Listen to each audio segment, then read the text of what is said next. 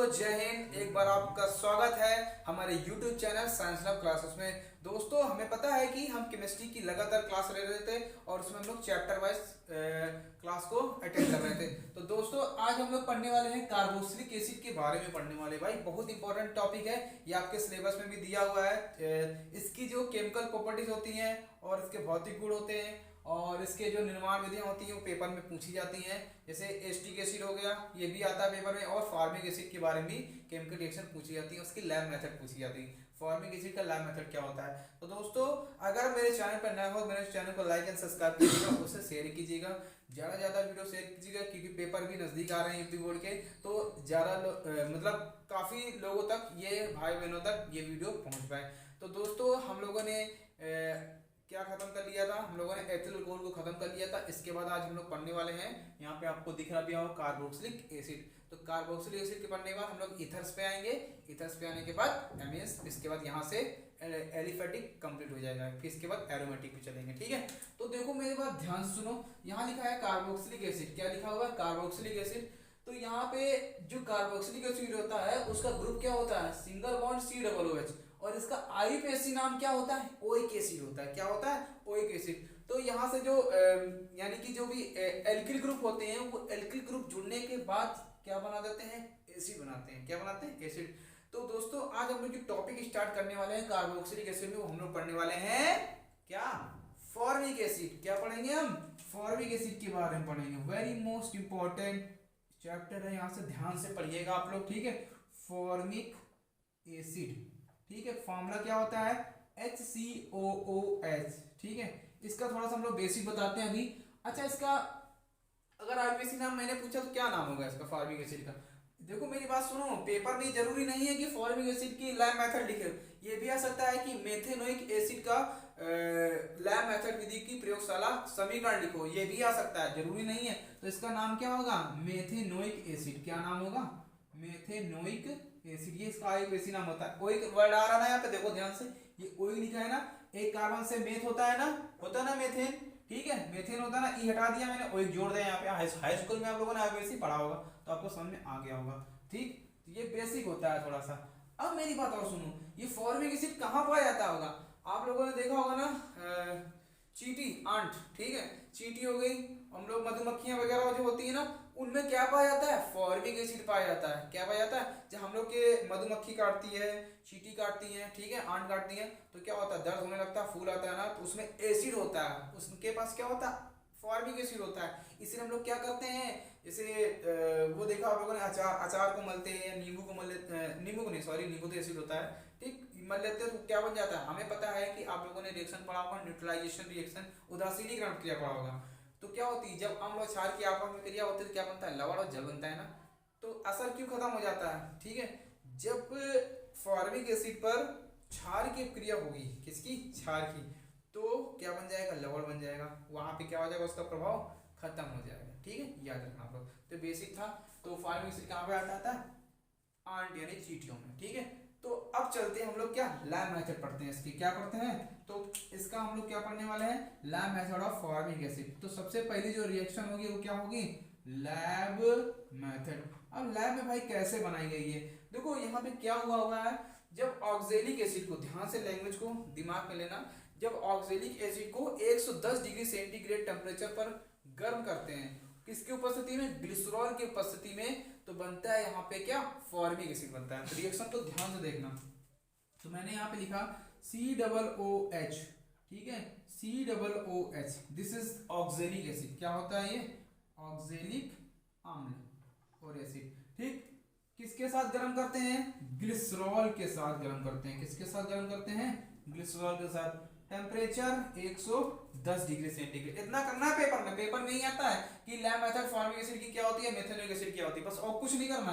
तो जब इसे हम हीट करेंगे तो यहाँ से केवल क्या होगा, यहाँ से ये CO2 निकल जाएगी। क्या निकल जाएगी, CO, और ये जुड़ के क्या बना लेंगे, HCOOH। क्या बन जाएगा, HCOOH प्लस का CO2, कार्बन डाइऑक्साइड बाहर हो जाएगी। ठीक, क्या हो जाएगी, बाहर। इसका नाम क्या होगा, फॉर्मिक अम्ल या फॉर्मिक एसिड। क्या नाम हो जाएगा, फॉर्मिक, हिंदी में लिखने की आदत नहीं मगर लिखे दे रहे हैं, फॉर्मिक अम्ल, याद रखना आपको। ठीक, रिएक्शन लैब मेथड कंप्लीट हो गई। अब जो दूसरी रिएक्शन पढ़ने वाले हैं, ये पहली रिएक्शन हो गई ना, दूसरी रिएक्शन यहाँ पे क्या हुआ है, तो दूसरी रिएक्शन यहाँ पे है कि कार्बन मोनोऑक्साइड के द्वारा, किसके द्वारा, from carbon monoxide, carbon monoxide, ठीक, कैसे होगी रिएक्शन ध्यान से देखो जरा। कार्बन मोनोऑक्साइड का फॉर्मूला क्या होता है, याद करो, CO प्लस, इसकी अभिक्रिया सोडियम हाइड्रोक्साइड के साथ कराओगे और इसको 150 डिग्री टेम्परेचर पर हीट करो और 60 ATM दाब, ये ना भूलना, ये भूल जाओगे तो रिएक्शन गलत हो जाएगी आपकी। हीट कर देंगे 150 डिग्री टेम्परेचर और 60 ATM क्या होना चाहिए, प्रेशर होना चाहिए। ATM मतलब क्या, एटॉमिक मास, ठीक, एटॉमिक मास, एटमॉस्फेयर, यानी कि दाब का मात्रा क्या होता है, एटमॉस्फेयर होता है ना, तो 60 ATM दाब होना चाहिए। अब देखो ध्यान से, यहाँ पे क्या क्या बनता है, यहाँ पे बनता है HCOONA, सोडियम फॉर्मेट, किसका फॉर्मूला लिखा हुआ है, ये सोडियम फॉर्मेट का फॉर्मूला।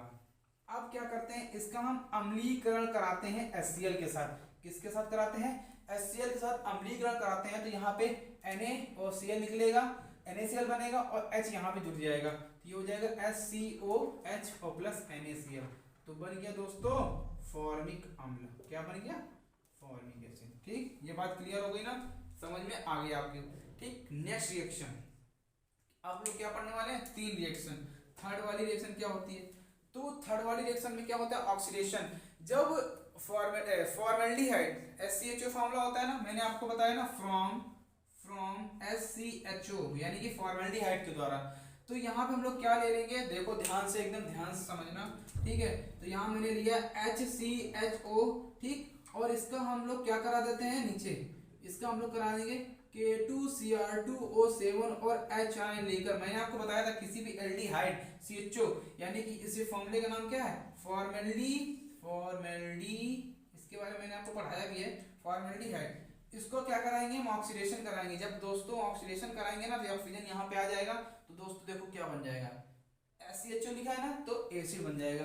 यानी कि किसी भी एल्डिहाइड का पोटेशियम डाइक्रोमेट के साथ ऑक्सीडेशन कराते हैं तो हमेशा कार्बोक्सिलिक एसिड बनता है, तो ये हो जाएगा SCOOH, this is the formic अम्ल, ठीक है, फॉर्मिक एसिड। ठीक, क्लियर हो गई ना बात, रिएक्शन समझ में आ गई ना, कोई दिक्कत नहीं है, ठीक है, मुझे पता है समझ में आ गया आपको।